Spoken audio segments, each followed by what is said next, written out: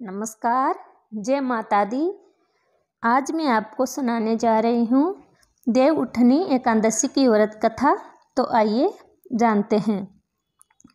एक राजा के राज्य में सभी लोग एकादशी का व्रत रखते थे।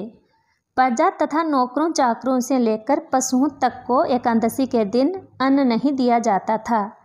एक दिन किसी दूसरे राज्य का एक व्यक्ति राजा के पास आकर बोला, महाराज कृपा करके मुझे नौकरी पर रख ले। तब राजा ने उसके सामने एक शर्त रखी कि ठीक है, रख लेते हैं, किंतु रोज तो तुम्हें खाने को सब कुछ मिलेगा, पर एकादशी को अन्न नहीं मिलेगा।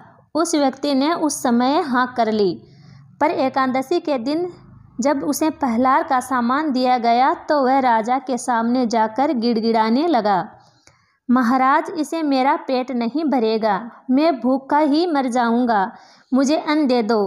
राजा ने उसे शर्त की बात याद दिलाई, पर वह अन्न छोड़ने को राजी नहीं हुआ। तब राजा ने उसे आटा, दाल, चावल आदि दिए।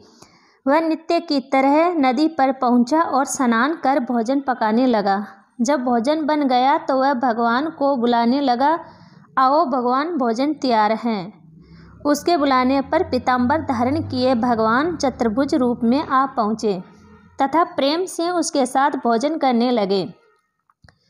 भोजन आदि करके भगवान अंतर्ध्यान हो गए तथा वह अपने काम पर चला गया।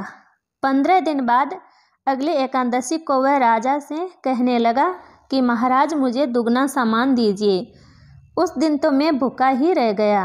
राजा ने कारण पूछा तो उसने बताया कि हमारे साथ भगवान भी खाते हैं, इसलिए हम दोनों के लिए यह सामान पूरा नहीं होता। यह सुनकर राजा को बड़ा आश्चर्य हुआ। वह बोला, मैं नहीं मान सकता कि भगवान तुम्हारे साथ खाते हैं।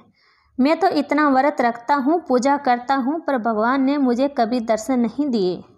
राजा की बात सुनकर वह बोला, महाराज यदि विश्वास न हो तो साथ चलकर देख ले। राजा एक पेड़ के पीछे छिपकर बैठ गए। उस व्यक्ति ने भोजन बनाया तथा भगवान को शाम तक पुकारता रहा, परंतु भगवान न आए। अंत में उसने कहा, हे भगवान, यदि आप नहीं आए तो मैं नदी में कूदकर प्राण त्याग दूंगा।